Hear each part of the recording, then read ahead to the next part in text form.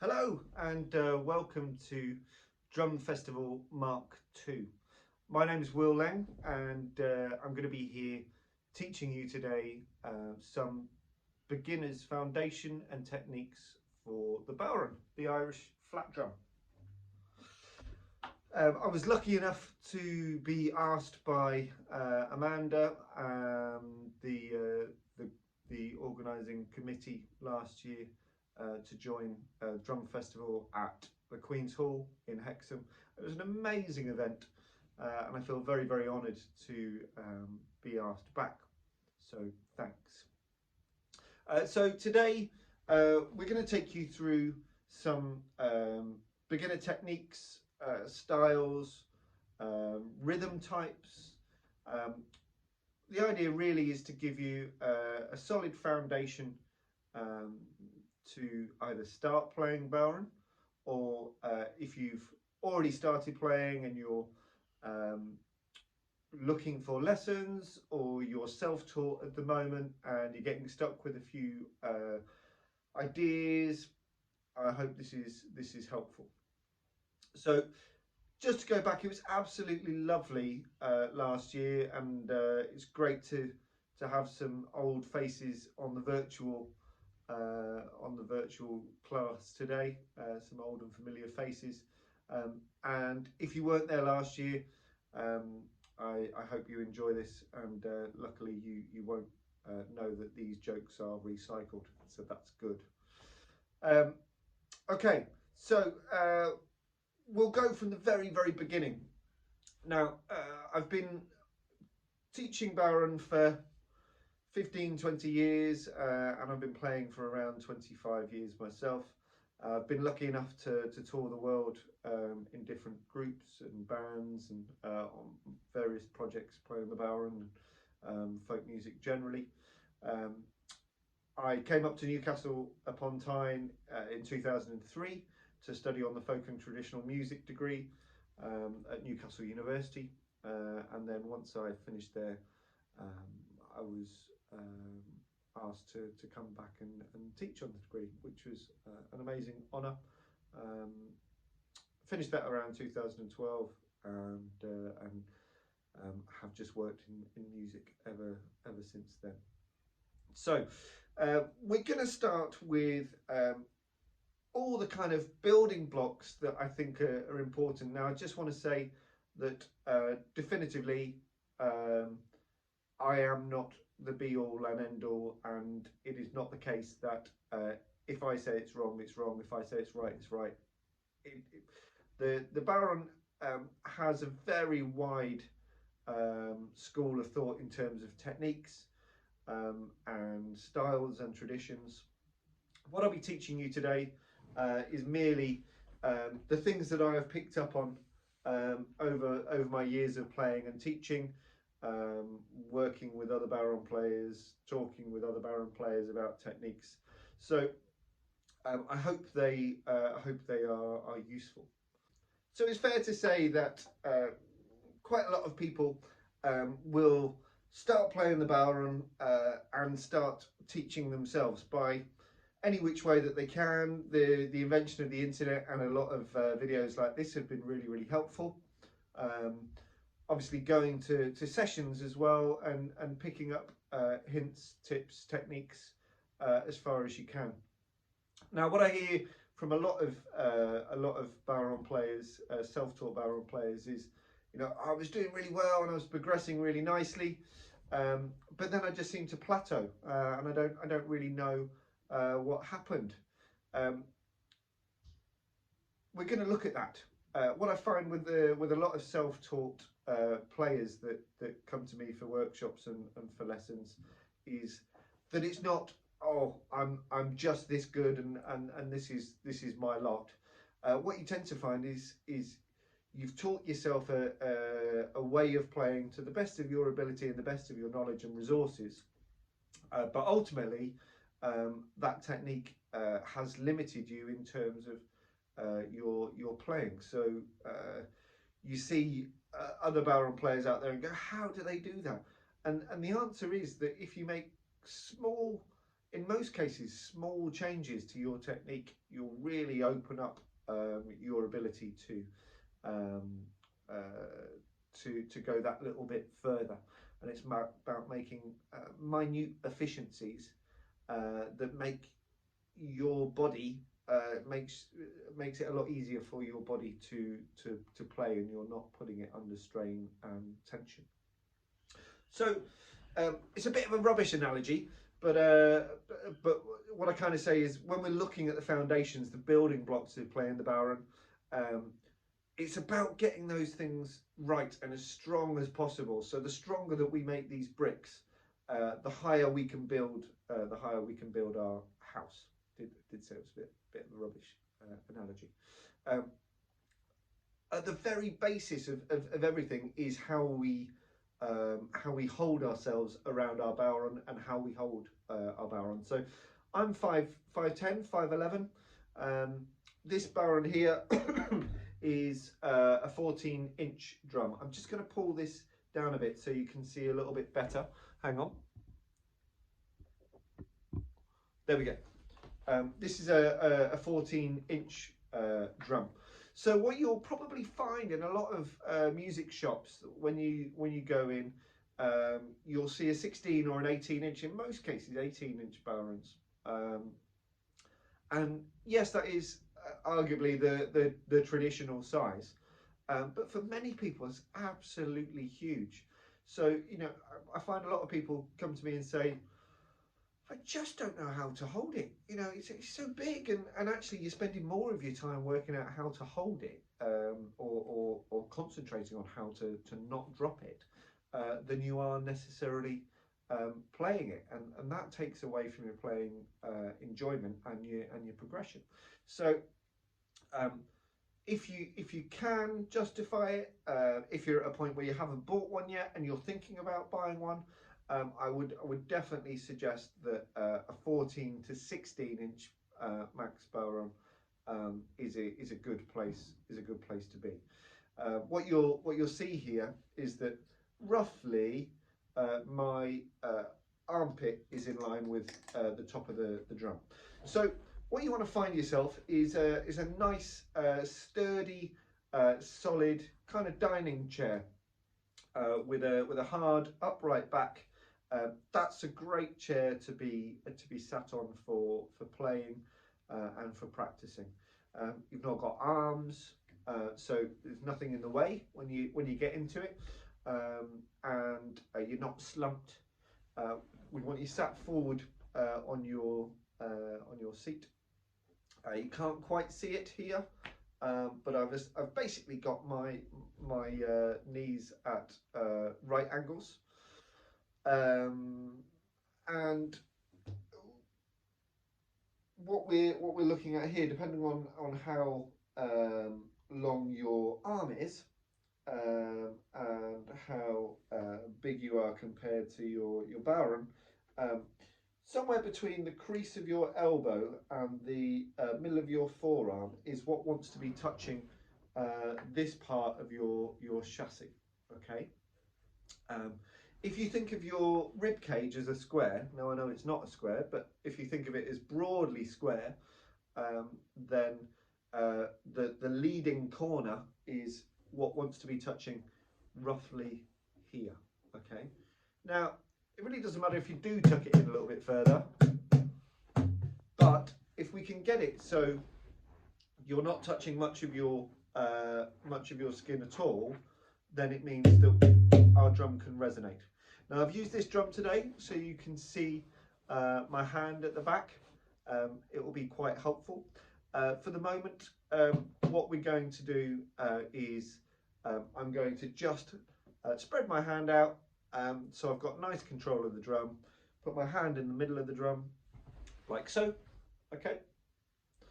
And so we're not really worrying about where the drum's going, we're worrying more about our stick hand. Okay. Now I forgot to say this at the start, and I'm not going to edit it because I'm not an editor, but just so you know, we're going to go for about 45 minutes or so, and then at the end we're going to take an opportunity to do question and answer. Now, this video will be launched on the Drum Festival YouTube platform, and will be there in perpetuity, so you can always come back to this if you find it useful. At the end of the premiere of the video, we will go straight over to Facebook, and we'll use the comment section there for some Q&As. Anything that you think I've missed, any burning questions that for whatever reason I didn't touch on, then please do give me a shout on there, and I'll try and answer to the best of my ability. So also when you're buying your first Bodhran, you'll find that you'll probably get a two-ended tipper with bulbous ends. I don't play those, and you may have noticed that I don't play that, but don't worry for the moment. The technique is going to be very, very similar. You might find probably that you'll have like a little middle point marker on your tipper. You'll notice that I'm playing down this end, and you go, well, I mean, you know, I've got this bit here and Will's playing here. What's wrong? What's going on here? Don't worry, I'm holding it for the moment. I'm holding it in exactly the same way as you are. It just so happens that I'm a little bit higher up, so everything will be transferable for the moment. It is absolutely fine, I promise you. We want to think of our drum as a clock through this first part of sticking. So we're thinking of this as the 12, the 3, nearly got myself there, 6, and the 9. We want to think of our tipper as a pen. Now, I would like you to extend your arm out and put your tipper right in front of you facing down, so the nib of the pen is at the bottom. Okay.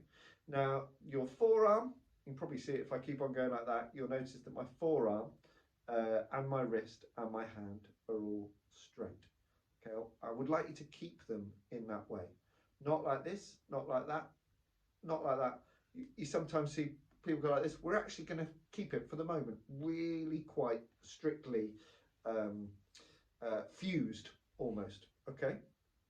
Now, when it's like that, I would like you to point your nib of your pen towards your chest. Okay. And then not bending anything apart from your elbow, like so.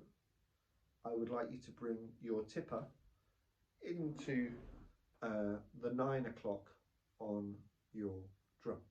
Okay, so this first sticking technique will be the foundation of a lot of what you will play. We call it single sticking, and it's the idea that for every downstroke there is an upstroke. Okay, we're going to play down at 9, and we're going to play up at 6. So we hit down 9 and up at 6. Okay, let me just detune this a little bit because it's going tight again. Fantastic. So we're going down and up, down, up, down, up.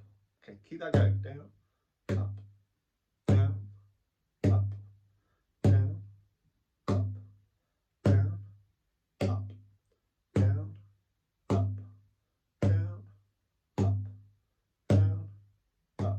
And what you'll notice is that actually my arm should be staying pretty straight, and it almost looks slightly robotic. Now, a lot of these techniques that I teach you will, work on the basis that you are going to find your own kind of physical flow to this. I'm not expecting for everyone to become these drumming robots, and nor do I want that. But what I find is if you teach in these instances, if you can teach super rigid movements and techniques, then when you are really getting into the music and really getting into the practicing, your autopilot will kick in, and you'll drop down, you'll become a little bit more relaxed. So from that super rigid, formal's the wrong word, but let's say formal, super rigid formal technique, when you do become a little bit more relaxed, this is still a really quite efficient way of playing, and we're not dropping down past that threshold of inefficiency. So we go like that. Okay.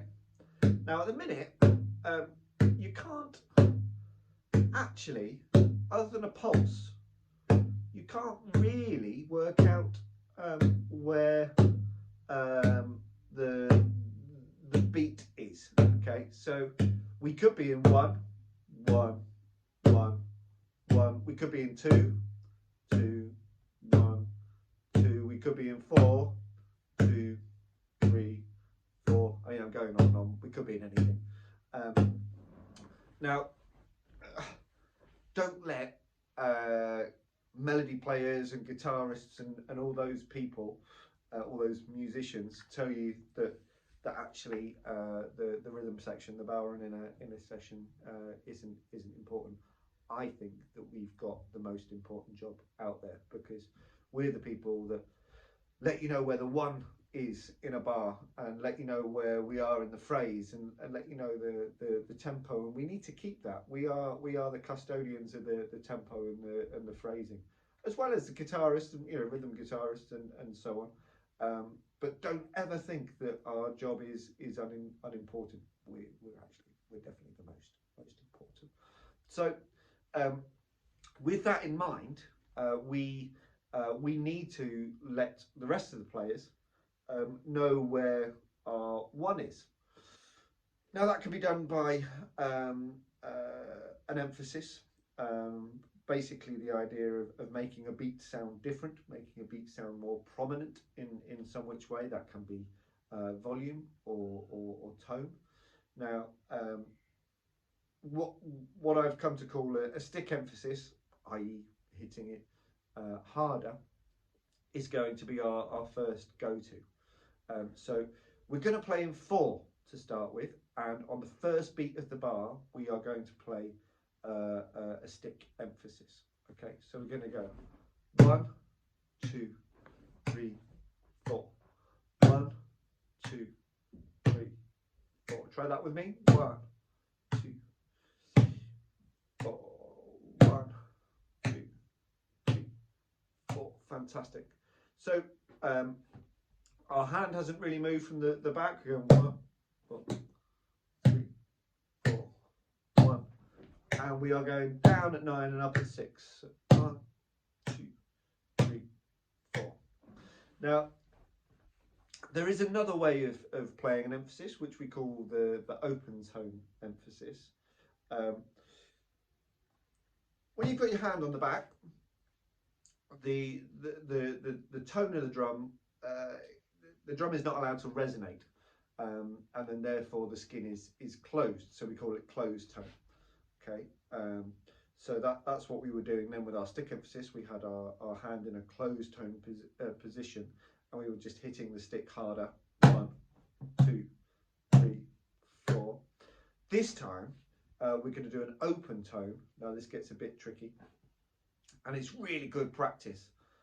It may seem very simple in terms of not doing much rhythmically, but it's really good practice in terms of coordination and dexterity for going forward with your techniques.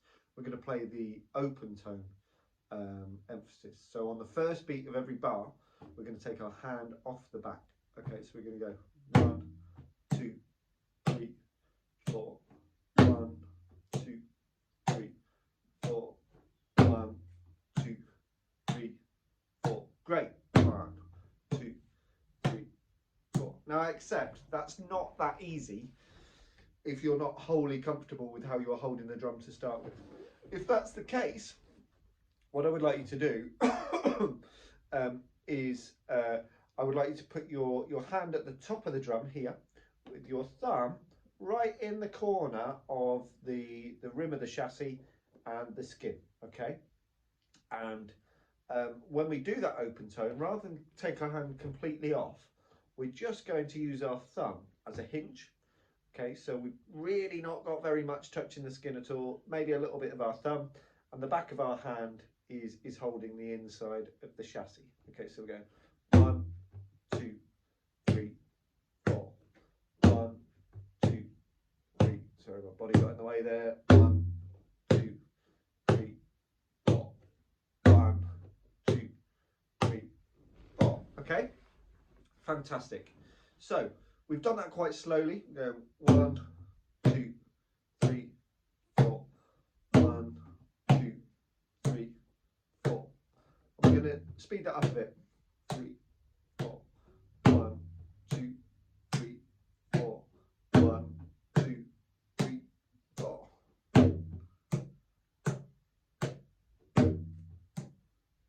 Great. And stop. Super. So that is a 4/4 rhythm. That is the most basic of 4/4 rhythms. Now, if I was in the room with you now with a massive group of barrel players, what you tend to find is as soon as we start doing that open tone emphasis, and as soon as there's 20, 30, 40 barrel players, we become like we're in a Viking ship, and very, very quickly we're going to war. There's something really visceral and I think primitives is probably the right word about a group of drummers. There's a reason that they use those in battalions and whatever. As soon as everyone gets together, we are absolutely charging. So be really careful that the mood doesn't take you when you are playing. Of course, you know, we want the mood to take you, but we don't want you to start rushing because you're getting just overexcited by it. There is a really good way of helping with that, and that is tapping your foot. But rather than just tapping your foot from your heel, I know you can't see me doing it, but rather than keeping your heel on the floor, I would like you to lift your whole leg up. You can probably see the camera wobbling.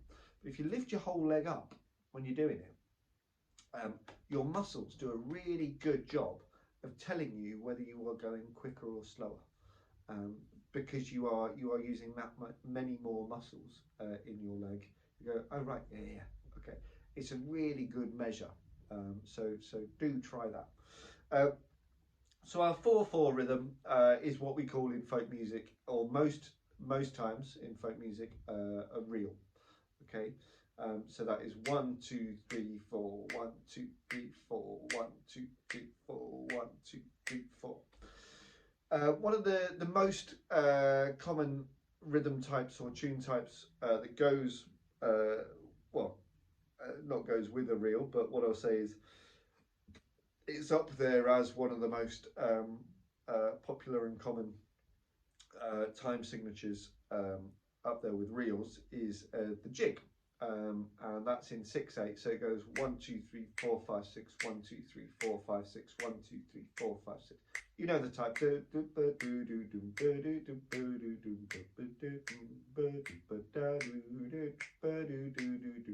3, 4, 5, 6.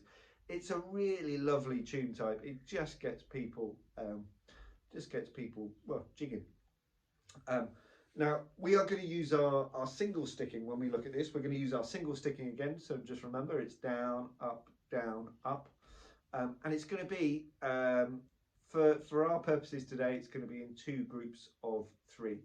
So 1, 2, 3, 4, 5, 6. 1, 2, 3, 4, 5, 6. We're going to take it much slower. So we're going to go 1, 2, 3, 4, 5, 6. 1, 2, 3, 4, 5, 6. Okay, so we're going to go 1, 2, 3, 4, 5, 6. 1, 2, 3. Now I'm doing it quite exaggerated. And you'll probably notice that it's in 4 at the minute, but I just want you to see the two patterns. So 1, 2, 3, 4, 5, 6. Now we are going to put it into 6 now. So we're going to go 1, 2, 3, 4, 5, 6. 1, 2, 3, 4, 5, 6. 1, 2, 3, 4, 5, 6, 1, 2, 3, 4, 5, 6. Now it's not the easiest of things to start to play. And what I suggest to people is that on the first group of 3, where you've got 2 downs, you've got down, up, down, lean ever so slightly forward, because the most of those beats, albeit 2 out of the 3, are going forward for you. And then when we get to the second lot of 3, when 2 out of the 3 beats are going upwards and back, just lean backwards. So you're going 1, 2, 3, 4, 5, 6. 1, 2, 3, 4, 5, 6. 1, 2, 3, 4, 5, 6. 1, 2, 3, 4, 5, 6. Now, you don't have to take that body movement all the way through your bodhran playing career. If it's helpful, great. That certainly helps you get in. So we go 1, 2, 3, 4, 5, 6. 1, 2, 3, 4, 5, 6. 1, 2, 3, 4, 5, 6. 1, 2, 3, 4, 5, 6. I think my tip for any beginner bodhran player is learn how to play something slowly to start with. A metronome is a really, really good accessory to have as a rhythm player, and just means that you get those techniques really solid to start with. So start at 60 BPM on your metronome. You don't have to get a standalone metronome if you've got a smartphone. There are loads of free apps that will help you with that, and it will just give you a nice steady pace that you don't have to worry about when you're going slower or quicker. And in fact, it just does that job and keeps you nice and strict, so you can focus more on good technique. Start at like 60 BPM until you've got that technique, till you've got that down and you're playing it really solidly and really well. When you're happy with that, take it up 10 BPM, take it to 70 and do the same again. Another 5, 10, 15 minutes at 70 BPM. When you're happy with that, up another 10, up another 10, up another 10. Keep going. There will come a point where it is too fast. Don't worry about that. You can take it up by 5 BPM, see what happens, even if it's 4, 3 or 2. It's really interesting to note where you get with that. So you might go from 1, 2, 3, 4, 5, 6, 1, 2, 4, which a lot of jigs are not that speed, are they? But you're just checking in with yourself to go, right, okay, am I doing it right? And then you speed up.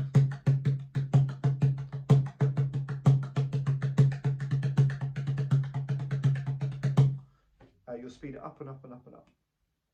Okay, so we are absolutely flying through all of this, and I'm sorry if I've missed anything. So we will mop this up in the Q&As, and hopefully the drum festival can put my contact details up should anyone want to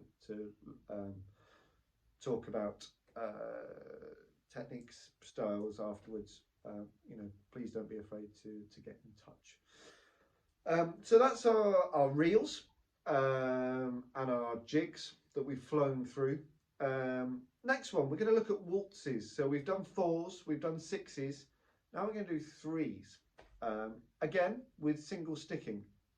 Now the really interesting thing about waltzes and single sticking, you'll notice in a second, is if we start every first beat with a downstroke, so 1, 2, 3, 1, 2, 3, like this, 1, 2, 3, and we're still at 9 and 6, kind of, I'm keeping an eye on myself to make sure I'm doing it. So 1, 2, 3, 1, 2, 3, so 9, 6, 9, 9, 6, 9, or down, up, down, down, up, down. You'll notice that because we're doing every first beat on a downstroke, and we're also doing every third beat on a downstroke, the third and the first beat of every bar are both on a downstroke. So we're doing down, up, down, down, up, down, down, up, down. This is what we call double sticking, and it's the idea that for every upstroke there are two downstrokes. This is really useful for ornaments going forward in your playing, but also changing the way that a piece feels. So just to quickly go back to jigs, we did down, up, down, up, down, up, down, up, down, up, down, up. Where it was two groups of three, it was single sticking, so everything is down, up, down, up, down, up. The second group of three naturally then started on an upstroke, which is again naturally a lighter stroke than your downs. So it gives it that light and shade, the heavy first three and the light second three. So down, up, down, up, down, up, down, up, down, up, down, down, up, down. If we use our double sticking like we are in waltzes, what you find is that everything becomes quite heavy. So we're going down, up, down, down, up, down, down, up, down, down.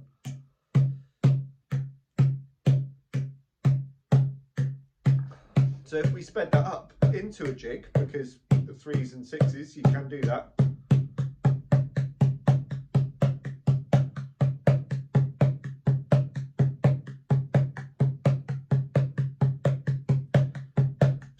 A driving rhythm. So 1, 2, 3, 4, 5, 6, 1, 2, 3, 4, 5, 6, 1, 2, 3, 4, 5, 6. It's not the easiest to see when you speed it up, so I'm going to slow it down.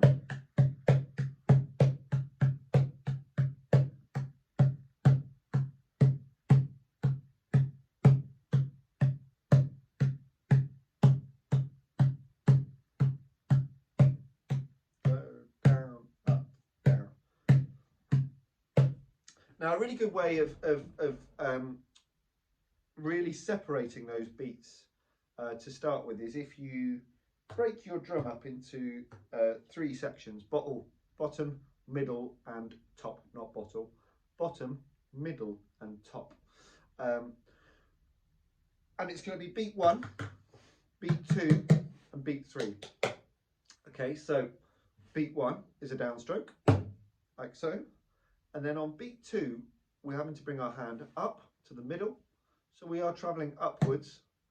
And then our hand should naturally get to the top. Now, we're not going to do a true downstroke here. We are going to do a tap. Just like that. Okay. So our stick doesn't go like this. It goes and doesn't pass your arm. So going bottom, middle, tap, bottom, middle, top. Bottom, middle, top, bottom, middle, top, bottom. So 1, up, tap, down, up, tap, down, up, tap. So let's speed that up.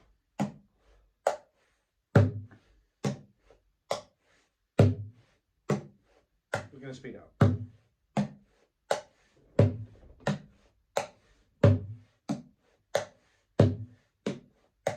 And as it goes faster, it is much harder for you to keep the sticking pattern all the way from the bottom of the drum to the top of the drum. So the sticking pattern will become smaller, i.e. you're using less of the drum. Does that make sense? Okay, and when we speed that up,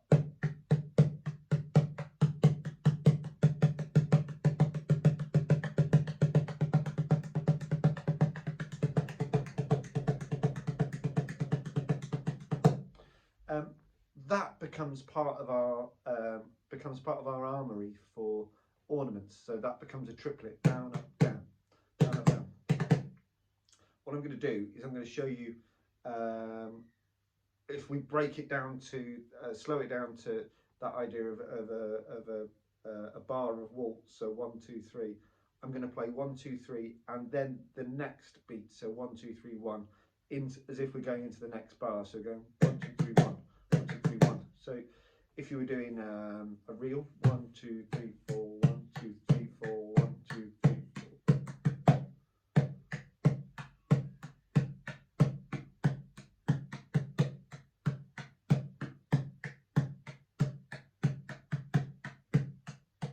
Okay. Again, flying through all of this. So the good bit is hopefully that there is enough here for you to rewind and go, all right, yeah, okay, take some time over it. Do shout me if there is not enough of this, and we'll try and sort you out afterwards. So that is single sticking, and we've looked at reels, we've looked at jigs, and we've looked at waltzes that we have turned into double sticking. So down, up, down, down, up, down, down. Now I'm going to go to a double-ended tipper here. Now this is a really straight double-ended tipper. Looks like I've got a moustache if I do that. The principles will work exactly the same as your bulbous double-ended tipper if you've got one. Now we're going to look at two-ended triplets. A lot of people go, oh, how do you do that? It's a bit of black magic that evades me, and it's one of those things that people just get and very rarely know how they got to that place. It just happens. So we're going to try and break that down for you now, just to very slowly talk through what is happening with the sticking, so you can start to understand and hopefully get to grips with how you can do double-ended sticking. You can do double-ended sticking, and you can do double-ended triplets.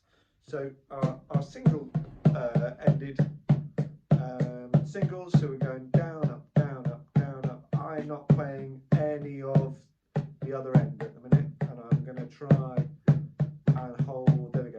You can see that I'm just holding one end.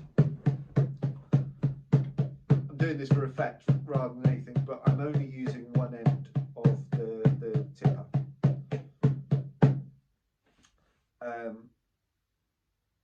Now, triplets, when they go really quickly, double-ended triplets, you will play one beat out of every 3 on this end. So it goes.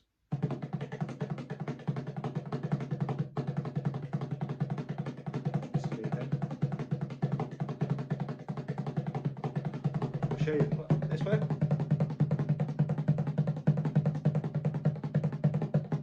Okay. It's a really weird and hard concept to get your head around because it's going so quickly.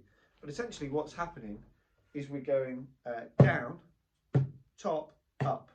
So between your downs and your ups, if you're single sticking, there is a top end of your stick. So go down, like that.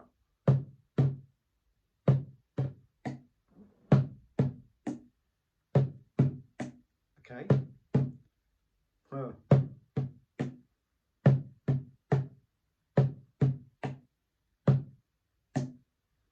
Quite hard to hit them every time.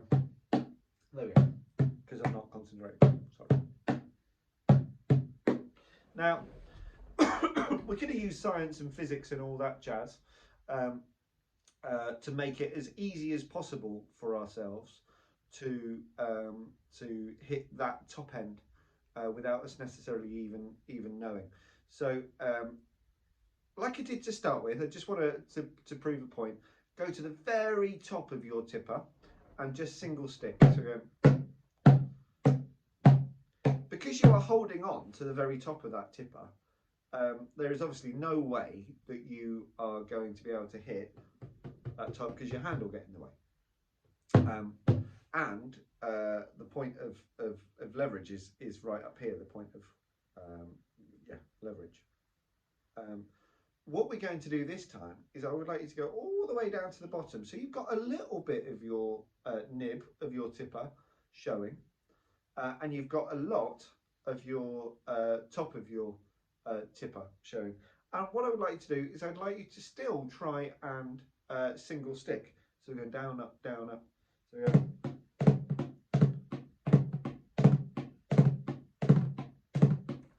So I'm just going 9, 6, but 9, 6, 9, 6, 9, 6, 9, 6, 9, 6. Okay, but what you'll notice is quite haphazardly now, because there is quite a lot more stick at the top. You kind of can't help hitting as you go round, which is good. This is the start of a double-ended triplet. Okay. Now, just like I was saying with our metronome,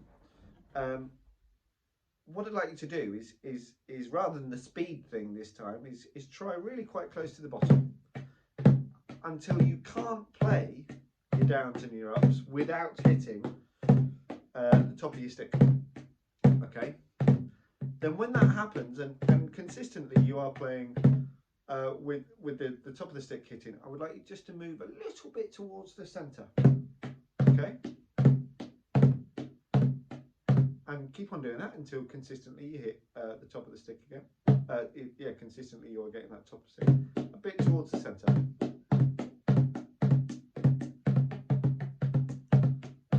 Okay. Still focusing on your downs and ups. Kind of not thinking about the top of your stick. When you get to that point, what I'd like you to do when you're in the centre and you're consistently hitting the top,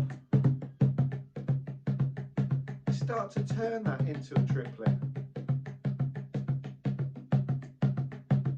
Okay.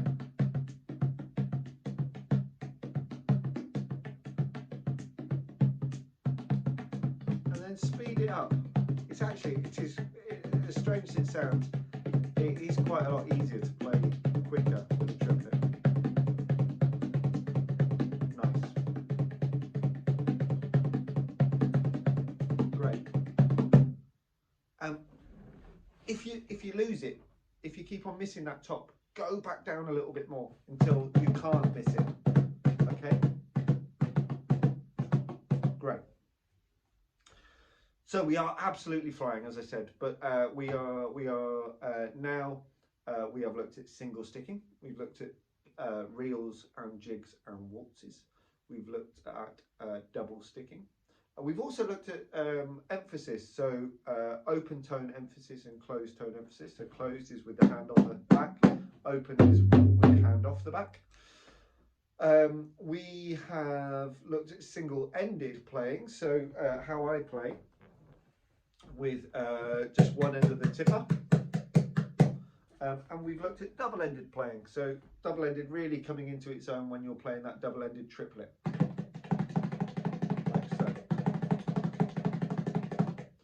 And we've also looked at how we can, in a relatively demystifying and fail-safe way, get ourselves to start hitting the top of the stick consistently. So that's where we can start playing our double-ended triplets. Tip with double-ended triplets, less is more. You don't want to sound like you're a machine gun in a session. It's actually quite nice to be playing and then dropping one in and go, yeah, that was me, you saw me do it. We're going to look at tone now very, very quickly. So a lot of modern styles of playing use the Bodhran almost like a drum kit. So we've got our bass down here, bass drum, we've got our snare at the top, and we've got our toms somewhere in the middle. Don't worry, I'm not going to play something in the air tonight. So the way that we do that is a little bit like our open tone. So that's letting the drum resonate at its very lowest tone. And our closed tone, we are going in the middle with that. So what I want you to think of is that the lower that you have your hand, the lower the sound will be. Now there are various ways that you can do this. There are different ways of generating tone. Different players find it easier in different ways. This seems like the most natural and straightforward to me, in as much as it's a little bit like a keyboard. When your hand is at the lowest position, we have the lowest tone. As your hand goes up, we're keeping pressure, always keeping the stick above the hand.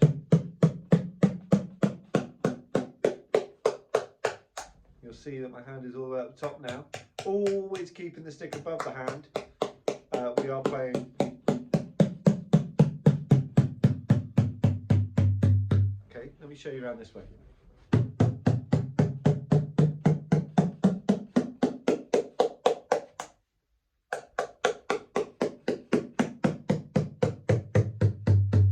Now you can really play with this at home. You don't really need to worry about what your stick hand is doing. Just hit the drum, but do focus on it being above your hand, because as soon as your hand and your stick cross, you'll go from going up in pitch to going down. So